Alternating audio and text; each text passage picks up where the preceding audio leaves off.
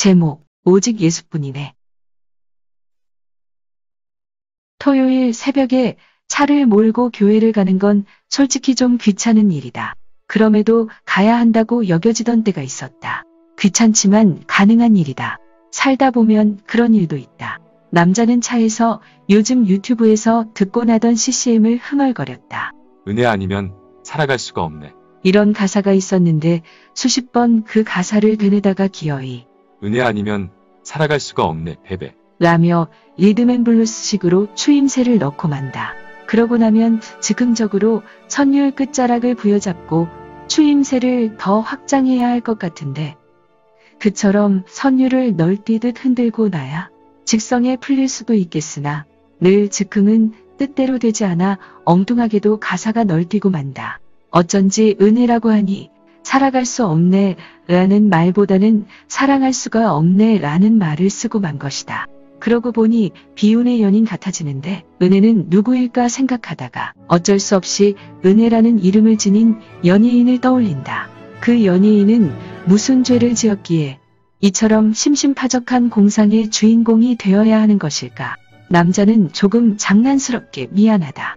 그 어떤 표현을 써도 은혜에 대한 애틋한 마음이 사라지진 않았다. 그리고 점점 더 그녀가 없으면 살아갈 수 없을 것 같았다. 아무래도 사랑할 수가 없네라는 표현보다는 살아갈 수가 없네라는 것이 더 강렬했다. 대체 불가한 운명적 느낌을 준다고 해야 할까?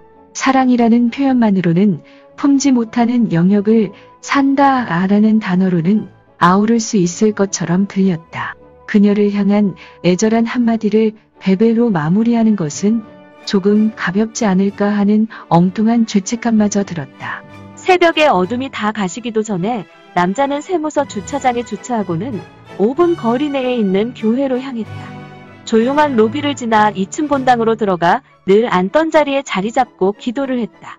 그러고는 그곳에서 시작될 담임 목사의 설교를 기다리며 새벽 찬송도 묵묵히 따라했다. 앞에선 젊은 찬양 목사가 강단에 서서는 자신의 역할을 힘차게 해냈다. 대단해 보였다. 그러나 달리 생각해보면 그에게도 교회는 직장일 뿐이다. 그렇게 바라보니 토요일 새벽에 일찍 출근한 그가 안쓰럽기도 했다. 그런데 그의 목소리는 정말로 힘찼다. 직업적 소명 덕분이었을까? 정말로 피곤함이 없었기 때문일까 하는 궁금증이 일었다. 피곤하지 않다면 혹시 평소 주간에는 푹 쉬는 것이 아닐까 하는 상상을 하면서 예배가 없는 평일에는 목사님이 무엇을 하는지 궁금했다. 물론 나름대로 직장을 다니면서 알 만큼 알 나이가 되었다고 자부하기에 눈에 보이지 않는다고 그들에게 일이 없을 것이라고 쉽게 단정하지는 않았다.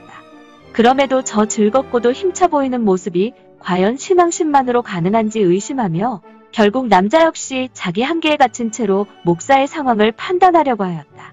어째서 목사는 진정하게 즐거운 마음으로 직장 일을 하면 안 되는가? 이런 반성의 마음이 생기자 남자는 자신의 세계관이 좁았음을 인정하고 판단을 멈추었다. 그렇다.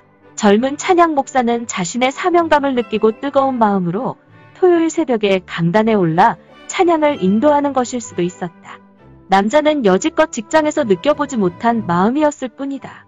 남자로서는 퇴근할 때도 어떻게든 조금만 일찍 퇴근하려고 상사들의 눈치를 살피는 세계에 있었기에 그 우주 너머에 또 다른 우주를 관측할 수는 없었던 것이다.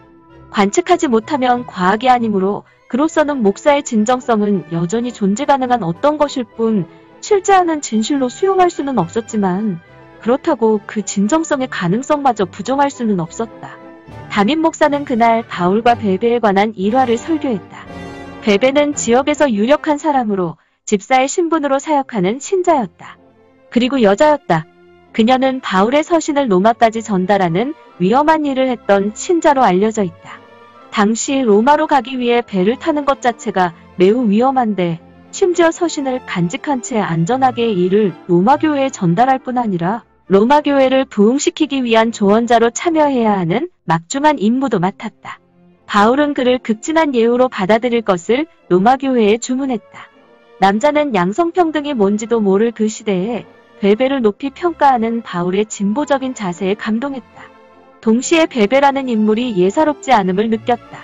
물론 그보다 더 예사롭지 않은 건 그날 하필 차를 몰고 오면서 베베라는 단어를 말했다는 것이다. 그 단어로 CCM을 오염시켰으나 이조차 하나님께서 남자에게 당부하고자 하는 말씀에 조각처럼 느껴졌다. 하나님께서 남자를 주목하고 있다는 표식으로 느껴지니 설교가 점점 은혜로 다가왔다. 연예인이었던 은혜가 진짜 단어 그대로의 의미로 다가와 하나님의 은총처럼 느껴졌다. 온몸에 잔잔한 전율이 흘렀다. 심지어 세속의 일조차 부질없이 느껴졌다. 아주 짧은 순간 동안이었지만 말이다. 그 전날 밤에 고민조차 우습게 느껴질 정도였다. 사실 전날이 월급날인데 어쩐 일인지 은행 통장의 잔고가 텅 비어 있었다. 매달 말일에 월급 통장에 있던 돈을 모두 다른 통장으로 옮기기 때문에 월급이 들어오기 전에 대개 통장 잔고는 10,000원을 넘지 않았다. 그리고 금요일 저녁 8시까지 잔고는 4,470원이었다. 동료들과 회식을 가는 바람에 잠시 잊었으나 설교를 듣는 와중에 미처 밤에 확인하지 못했던 잔고 생각이 났다. 그러나 그마저도 은혜 있는 설교 덕분에 별 문제가 되지 않았다.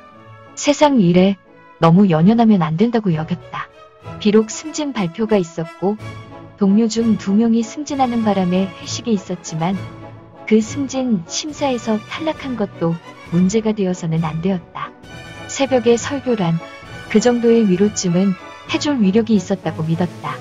더구나 차를 타고 오면서 노래에 붙였던 추임새일 뿐이었던 R&B적인 베베가 분명 성경 속 인물인 베베 같았다. 자신에게 무엇을 설교할지 미리 알려주시는 하나님의 섬세한 배려에 어찌 감격하지 않을 수 있단 말인가.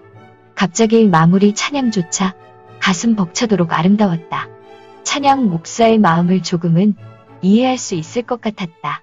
누군가는 CCTV 감시하듯 자신을 일일이 보고 있는 하나님이 부담스럽다고도 했지만 그 말에 조금은 동의하면서도 달리 보면 어차피 경찰도 아니고 누구에게 소문낼 것도 아닌 존재였다. 직접 볼 수도 없기에 있는지 없는지도 모를 존재의 감시가 뭐가 부담스러울까 싶기도 했다. 심지어 베베의 설교 시간만큼은 이런 식의 관심이 나쁘지 않았다. 은혜 아니면 살아갈 수가 없네, 베베. 남자는 아까 불렀던 CCM을 입안으로만 조용히 부르며 추임새를 성경 속 인물인 베베로 바꾸어 보았다. 교회를 나오면서 생각해보니 성경 속 인물인 베베라면 정말 충만한 은혜를 감사하며 살아갔을 것 같았다. 자신 역시 그러고 싶었다. 은혜가 아니고서야 어떻게 살 수 있단 말인가. 남자 역시 원래부터 그렇게 생각하고 있었던 것으로 착각하고 싶었다. 심지어 전화로 확인해보니 잔고는 전날 밤 9시 16분쯤에 원하는 숫자로 차 있었다. 콧노래가 절로 나왔다. 은행 아니면 살아갈 수가 없네.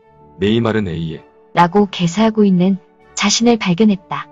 역시 은행은 좋은 것이며 어쩌면 네이마르와 같이 돈벼락을 맞은 축구스타로 살고 싶은 자신의 솔직한 마음을 들킨 것 같아 휘식 웃었다. 차문을 열고 승차하여 시동을 걸었다. 남자는 기어를 뒤에 맞추고 서서히 브레이크에서 발을 뗀다. 재수강도 어렵다는 뒤에 의지하여 차를 움직이려고 했다. 남자는 엑셀러레이터에 발을 올려 지그시 힘을 주었다. 차에 조금씩 속도가 붙었다. 남자는 언제 그랬느냐는 듯이 은혜와 사랑과 산다는 것을 뒤에 놓아두었고 R&B적인 베베와 성경 인물 베베를 담담히 밀어내고 있었다. 성경 인물 베베 덕분에 토요일 하루는 은혜를 느끼겠지만 월요일까지 담아갈 여우는 아니었다. 아무래도 모두 은행과 네이마르에 비하면 부족해 보였다. 베베의 은혜가 남자에게 돈이 되어 몰려온다면 또 모를 일이다. 이번 생에는 틀렸어. 주차장을 빠져나오면서 남자는 생각한다. 좌회전으로 코너를 돌 때 도심에 드물게 있는 조계종 사찰을 보면서 다른 생애를 잠시 꿈꾼다. 윤회 아니면 살아갈 수가 없네. 라고 흥얼거리면서 이번 생에는 승진에 연연하지만 다음 생에는 방탄소년단으로 태어나길 바라는 것이었다. 자신도 모르게.